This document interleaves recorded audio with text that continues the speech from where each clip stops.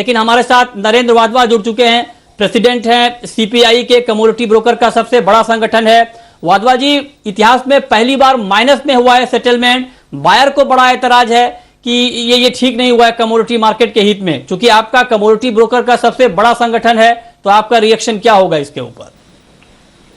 हाँ देखिए, ये अनप्रेसिडेंटेड है, अनप्रेसिडेंटेड टाइम चल रहा है, कोरोना वायरस है, सारी जगह वॉलेटिलिटी बढ़ी हुई है।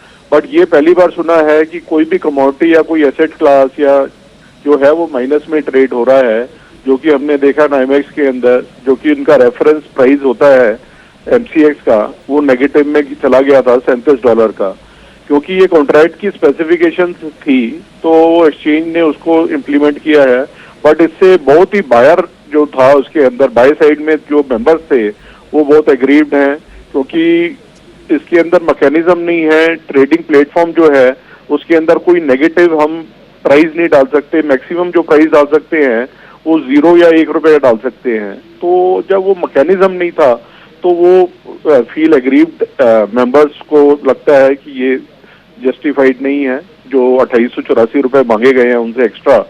क्योंकि इसके अंदर आप लॉजिक भी देखिए, अगर मैंने इन्वेस्ट करी है ₹100 तो मेरे को मैक्सिमम लॉस ₹100 का होना चाहिए, उसका ₹400 का लॉस होना वो इलॉजिकल लगता है। तो इसीलिए मेंबर्स जो हैं वो एग्रीव्ड हैं, और कई मेंबर्स ने अप्रोच भी करा है, लीगल रिकोर्स लेने की कोशिश कर रहे हैं, कोर्ट्स में जाने की कोशिश कर रहे हैं। वाधवा जी, कुछ जो मेंबर हैं, जो कुछ बायर हैं, उनकी ये भी दलील है कि जब शाम 5 बजे कमोडिटी का मार्केट बंद हो रहा था, फ्यूचर का मार्केट, तो 5 बजे के भाव पर सेटलमेंट होना चाहिए, ना कि क्लोजिंग के भाव पर। क्योंकि 5 बजे के बाद जो भी एक्शन मार्केट में हुआ है, उसके बाद ना तो बायर के पास और ना ही सेलर के पास कोई विंडो बचा था कि आप अपने ट्रेड को मॉडिफाई करें, स्क्वायर ऑफ करें या कुछ और करें। तो ऐसे में उस क्लोजिंग प्राइस को मानकर सेटलमेंट तय करना ये ठीक नहीं है। आप इससे एग्री करते हैं क्या, बायर के इस तर्क से? देखिए, बायर का ये कहीं ना कहीं वैलिड आर्गुमेंट है, वैलिड तर्क है कि अगर जब मार्केट 5 बजे तक खुला था तो उसको 11 बजे के प्राइस पे क्या करें, लेकिन क्या रेट लें, या जो नाइमेक्स का रेट है उसको कैसे किया जा सकता है, 5 बजे का रेट लेना चाहिए। लेकिन एक्सचेंज का तर्क ये है कि ये पहले से डिस्क्लोज्ड है कि 11 बजे के जो रात का रेट आएगा उस पे क्लोज होगा, तो 5 बजे ये पोजीशन काटी जा सकती थी, जो ओपन पोजीशन रखने की जरूरत नहीं थी। बट दोनों आर्गुमेंट हैं, दोनों तर्क चल रहे हैं। अब देखते हैं, क्योंकि ये सब जुडिस होता जा रहा है केस, तो इसमें ज्यादा राय देने की जरूरत नहीं है। लेकिन वाधवा जी, एक तर्क ये भी आ रहा है कि सीएमई ग्रुप ने इसका अरेंजमेंट कर लिया था कि माइनस में अगर भाव जाएगा तो वो पूरा वहां पर उन्होंने चेंज कर लिया था अपने हिसाब से, और बायर कह रहे हैं कि एमसीएक्स पर इस तरह का कुछ नहीं किया गया था। ये ठीक है क्या? बिल्कुल, ये वाली बात है इसके अंदर आ रही है, और ये भी आ रही है, उन्होंने एमसीएक्स की तरफ से कोई सजेशन नहीं था, कोई एडवाइजरी नहीं आई थी पहले कि ये नेगेटिव जा सकता है। और कई सर्कुलर पहले हैं जो कि बताते हैं कि 0 प्राइसिंग से नीचे नहीं जा सकता। तो दोनों ये क्योंकि कोई थोड़ा सा एक्सेसिव हुआ है, इसके लिए मेंबर्स एग्रीव्ड हैं और उनका वैलिड है तर्क। एक सवाल सर मेरा आपसे और होगा कि हमने कल एमसीएक्स के एमडी से ये पूछा था कि 300-350 करोड़ का ये पूरा मामला है, ऐसे में क्या डिफॉल्ट की आशंका होगी? तो उन्होंने कहा कि नहीं, डिफॉल्ट बिल्कुल नहीं होगा, और सारे मार्जिन यहाँ पर ब्लॉक कर लिए गए हैं मेंबर की तरफ से। ठीक है, मेंबर के लेवल पे ना भी हो डिफॉल्ट, लेकिन क्या क्लाइंट के लेवल पर डिफॉल्ट होने की आशंका आपको दिख रही है क्या? क्योंकि आपका बड़ा संगठन है ब्रोकर का, आपको अलग अलग फीडबैक आते होंगे, क्लाइंट के लेवल पर इस तरह की दिक्कत आ सकती है क्या?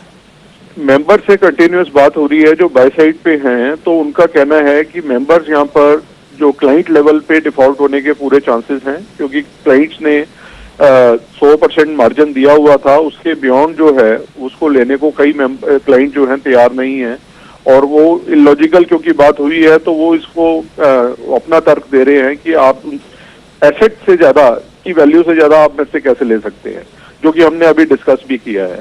तो वहां पर मेरे को लगता है क्लाइंट एंड पे कहीं ना कहीं डिफॉल्ट होंगे, चाहे मेंबर्स एंड पे इतना बड़ा डिफॉल्ट नहीं कहीं दिख रहा, जैसे मैं कल आपका इंटरव्यू देख रहा था मिस्टर रेड्डी का, लेकिन क्लाइंट एंड पे डिफॉल्ट होंगे। अच्छा, ठीक है।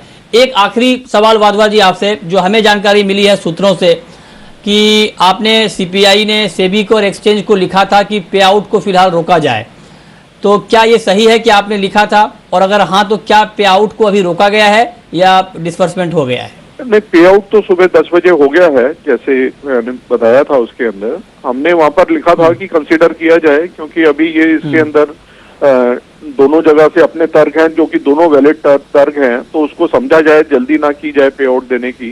बट सुबह 10 बजे पे आउट हो गया। हो गया।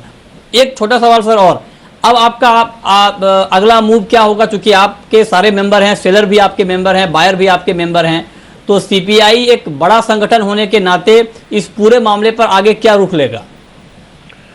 देखिए, हम ये कहना चाह रहे हैं, क्योंकि ये स्पेसिफाई नहीं था कॉन्ट्रैक्ट के अंदर, ये माइनस है। आगे भी जो भी कॉन्ट्रैक्ट है जिसके अंदर डिलीवरी नहीं है, कंपल्सरी डिलीवरी नहीं है, तो उसके अंदर या तो ये स्पेसिफाई करें कि ये नेगेटिव ना हो, क्योंकि आगे भी गोइंग फॉरवर्ड वो कॉन्ट्रैक्ट अभी चल रहे हैं, तो वो भी अगर आगे ये रिकरेंस होगी तो फिर मार्केट के अंदर खत्म होगा। जैसे मैंने कहा, एसेट से ज्यादा किसी से आप नहीं ले सकते, तो आगे गोइंग फॉरवर्ड ये तो इसको ठीक करने की जरूरत है। मेंबर्स अपनी कॉल ले रहे हैं, क्योंकि जो एग्रीव्ड हैं उनके पास रिकोर्स है कोर्ट में जाने का, अपनी बात करने का, तो वो मेंबर्स डिफरेंट रीजन में लोग ले रहे हैं, अपना मेंबर्स स्टेप ले रहे हैं लीगल। ओके, ठीक है। बहुत बहुत शुक्रिया नरेंद्र वाधवा जी आपका हमारे साथ जुड़ने के लिए और इस खबर पर अपनी राय रखने के लिए। तो एक महत्वपूर्ण खबर, और इस खबर के जो फैसला लिया एमसीएक्स पर, इसके बाद हमने सबसे पहले आपको सुनाया कि एमसीएक्स के एमडी और सीईओ का क्या कहना है इस मुद्दे पर, और सबसे पहले आप कमोडिटी ब्रोकर का सबसे बड़ा संगठन सीपीआई के प्रेसिडेंट को भी जी बिजनेस पर सुन रहे थे, और वो बता रहे थे कि इस पूरे मामले में क्या कुछ हुआ है, क्या कुछ होना चाहिए था।